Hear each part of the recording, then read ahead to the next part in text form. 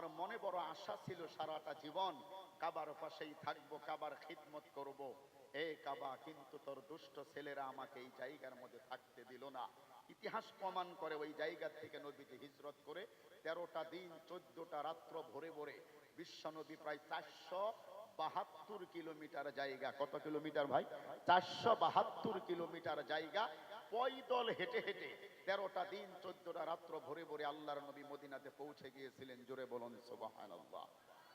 বিশ্বনবী সাল্লাল্লাহু আলাইহি ওয়াসাল্লাম মদিনার জমিনের মধ্যে যাচ্ছে, তাম মদিনার জমিনের মধ্যে খবর হয়ে গিয়েছিলেন বলে আখেরি জামানার পয়গম্বর আকায়ে নামদার তাজদার মদিনা বিশ্বনবী জনাবে মুহাম্মদুর রাসূলুল্লাহ আমাদের মদিনা শহরের মধ্যে আসতেছে। আরেকবার বলুন সুবহানাল্লাহ। এগদা এ বাবা ওই দেখো এত উঠাউঠি করো কেন? বহ তাও যায়।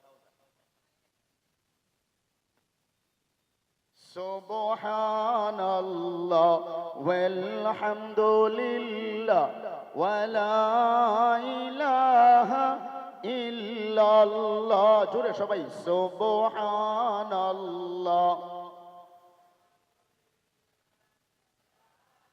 একটু জোরে কোন আর জোরে লা ইলাহা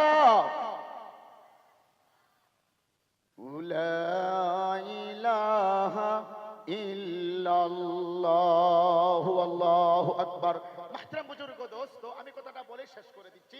বিশ্বনবী সাল্লাল্লাহু তাআলা আলাইহি ওয়াসাল্লাম যে মদিনাতে যাবে, এই খবরটা নবীজি যাওয়ার আগেই তাম মদিনা শহরের মধ্যে খবরটা পৌঁছে গেছে। জোরে বলুন সুবহানাল্লাহ।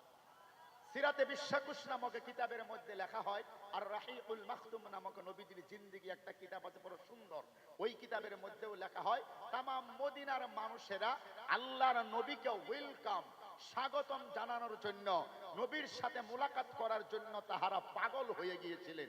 ইতিহাসের পাতায় লেখা হয় মদিনার নাবালক ছেলেরা, আমার দিকে তাকান, আমার দিকে তাকান, মদিনার নাবালক ছোট্ট ছোট্ট ছেলেরা মেয়েরা পর্যন্ত যেই রাস্তা দিয়ে মনে করেন আপনাদের কালদাহি আসতে গয়হাট থেকে বুড়িকামার বাজার হয়ে এই রাস্তা দিয়ে আলহাজ রহম আলী হাজী সাহেবের বাড়ির সামনে দিয়ে আসা লাগে।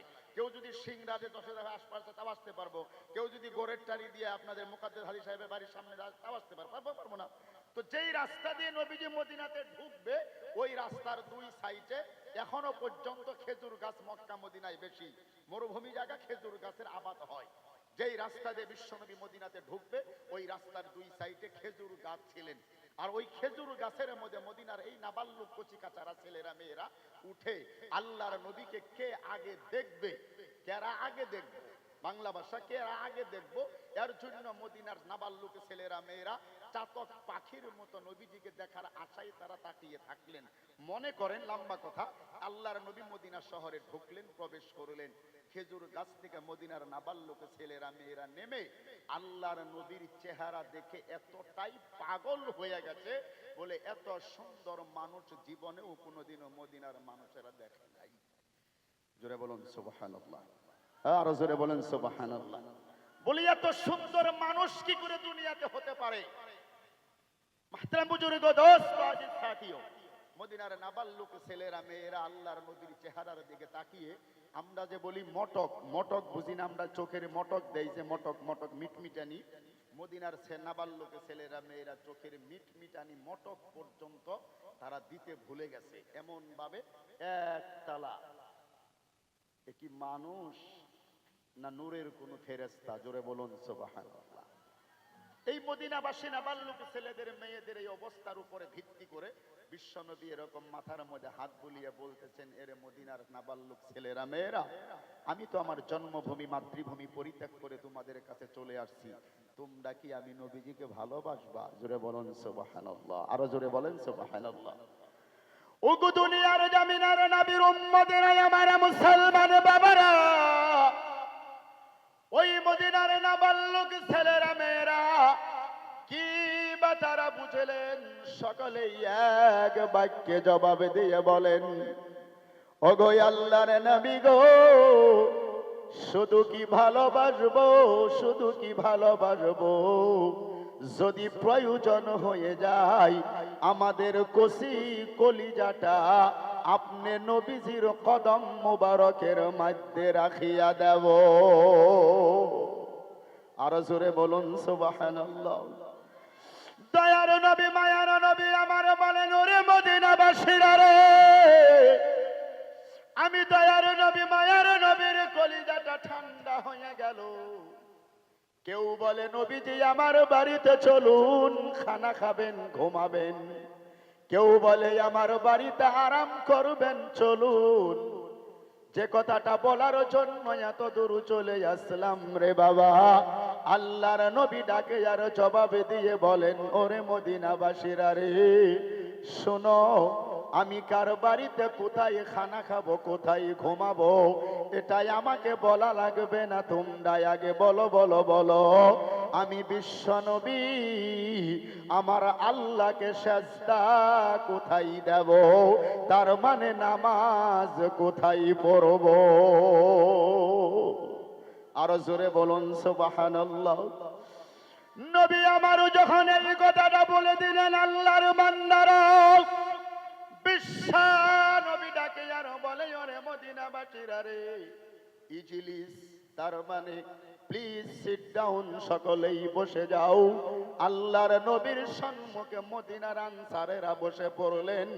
নবীজি বললেন, কোথায় খানা খাবো, কোথায় ঘুমাবো, এটা আমাকে বলো না বলো না বলো না, তোমরা আগে বলো এই মদিনা শহরে আমি নবী নামাজ কোথায় আদায় করব।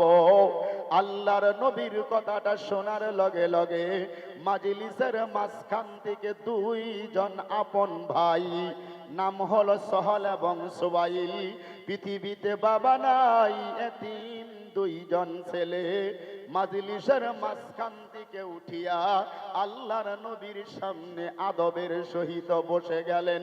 জোরে জোরে বলুন সুবহানাল্লাহ।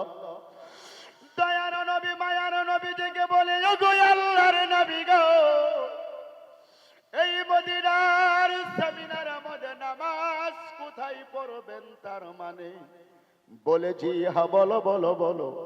বলে নামাজ পড়তে চাইলে তো মসজিদ বানানো লাগবে, ঠিক কিনা জোরে বলুন। মসজিদ বানাতে চাইলে এক নাম্বারে মাটির প্রয়োজন হবে গো নবী।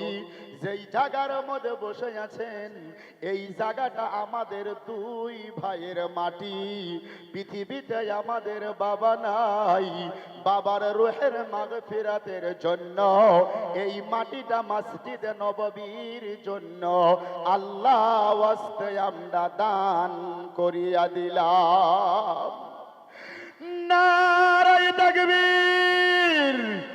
আল্লাহর নবী আমার বলেন, ওরে মদিনাবাসীরা রে, জলদি করে চলে যাও, জঙ্গলের মধ্যে থেকে বাবলার পাতা এবং খেজুর গাছগুলি কেটে নিয়ে নবীর সম্মুখে মাগরিবের নামাজের আগে আগে তিনটা দরওয়াজা দিয়ে বিশ্ব নবীর পবিত্র হাতে মসজিদ নববী আমার আল্লাহর নবী তৈয়ার করে দিলেন। জোরে জোরে বলুন সুবহানাল্লাহ। এমন ভাবে নবীর হাতে মসজিদ নববী তৈয়ার হয়ে গেল। লম্বা কথা, আল্লাহর নবীর সাহাবায়ে কিরাম সেজদা দিতে যাইতো, মাথার মধ্যে কপালের মধ্যে মরুভূমির মদিনার বালু লেগে যাইতো। 1 ঘন্টা বৃষ্টি হলে 1.5 ঘন্টা টপ টপ করে করে মসজিদে নববীর ভিতরে পানি পড়তো। মাত্র 3টা দরওয়াজা, একটা দরওয়াজা ছিল বাবে জিব্রাইল, একটা হলো বাবুস সালাম, যেই দরওয়াজা দিয়ে বিশ্বনবী নিজে ঢুকতো, আরেকটা দরওয়াজা দিয়ে হযরত জিব্রাইল কুরআন নাজিল করতো, আরেকটা দরওয়াজা দিয়ে সাহাবায়ে কেরাম ঢুকতো। আজকে মসজিদে নববীতে যারা গেছেন তারা জানেন 120টা দরওয়াজা। যে কোন জায়গার মধ্যে আপনি ঢুকবেন সেই জায়গা থেকে এসির হাওয়া প্রবাহিত হচ্ছে। মসজিদে নববীর আসল রিয়াজুল জান্নাতে যেটা মসজিদ, ফ্যান টানিয়েছে, ফ্যানের রডটাও স্বর্ণের, ফ্যানের ধরনাটা স্বর্ণ। তার মানে কথার উদ্দেশ্যটা হলো আল্লাহর নবী বলে তামাম পৃথিবীর জমিনের মধ্যে 50,000 রাকাত নামাজ পড়লে যেই সওয়াব হবে, মসজিদে নববীতে 1 রাকাত নামাজ পড়লে সমান সমান 50,000 রাকাত নামাজের সওয়াব আল্লাহ দান করে দেয়। জোরে বলুন সুবহানাল্লাহ, আর জোরে বলুন সুবহানাল্লাহ। বুজুর্গ দোস্ত, আল্লাহর নবীর সেই মসজিদে নববী থেকে নিয়ে শুরু করে আজকে তামাম পৃথিবীর মাটিতে লক্ষ লক্ষ আল্লাহর ঘরে মসজিদ নির্মাণ হতে যাচ্ছে।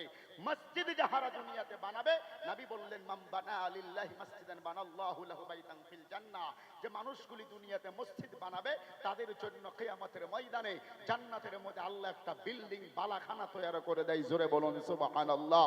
কিয়ামতের ময়দানে ইসরাফিল ফুঁক দিবে, একটার পরে একটা পৃথিবীতে আসমানগুলি কাগজের ফিস্তার মতো ঠাস ঠাস করে জমিনের মধ্যে পড়তে থাকবে, আকাশের তারকারাজিগুলো মাটির মধ্যে ছিটকে পড়বে, তামাম পৃথিবী ধ্বংস হয়ে যাবে।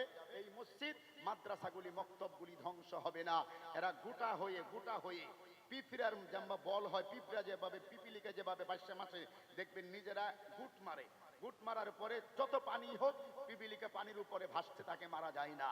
ঠিক তদ্রূপ এই কিয়ামতের দিন অনুষ্ঠিত হয়ে যাওয়ার সাথে সাথে তামাম পৃথিবীর মসজিদ মাদ্রাসা মক্তবগুলি ঘুরে ঘুরে কাবা বাইতুল্লাহর সাথে আসহাবে সুফফার সাথে এক হয়ে যাবে, আর আল্লাহর কাছে বলবে তত সময় পর্যন্ত পৃথিবীর থেকে ধ্বংস হব না যত সময় পর্যন্ত আমাদেরকে বানাতে গিয়ে যাহারা মাথার গাম পায়ে ফেলে ইনকাম করে, কেউ 1 প্যাকেট সিমেন্ট, কেউ 1000 টাকা, কেউ যোগ্যতা অনুযায়ী 10,000 টাকা, কেউ 1 কুইন্টাল রড আমাদেরকে সবাই দিয়ে আমি মসজিদকে বানিয়েছিল আল্লাহ, ওই বান্দাদেরকে মাফ করে না দেওয়া পর্যন্ত আমি তোমার ঘর মসজিদ ধ্বংস হব না। জোরে বলুন সুবহানাল্লাহ। কিয়ামতের ময়দানে হযরত সাহল এবং সুয়াইলের সাথে একই সঙ্গে আমরা আল্লাহর জান্নাতে যেতে চাই। চাই কি চাই না? এই জায়গার মধ্যে যারা বসে আছেন আমি তো প্রায় সবাইকেই চিনি, নাম না জানলেও মুখ চিনা হলেও চিনি, সবারই সাথে একটা সময় আমার খুব ভালো রিলেশন সম্পর্ক ছিল। আমি আপনাদের দুটো পায়ে ধরে অনুরোধ করছি, এ বুড়ি খামার কি ছিলেন আর এখন কি হয়েছে এটা আমি আপনাদেরকে বয়ান করে বোঝানোর কোনো প্রয়োজন নাই। আমরা যখন হিলাল হুজুর সাইকেল নিয়ে আসতো, আমি যখন বাগুদি থেকে ভৈরা করে সাইকেল নিয়ে আসতাম, ইয়াকুব্বার দোকানের সামনে একটা বট গাছ আছে, আমার স্পষ্ট মনে আছে। জসিমবার চা দোকানের সামনে বৃষ্টি হলে পর্যন্ত পানি বেজে থাকতো।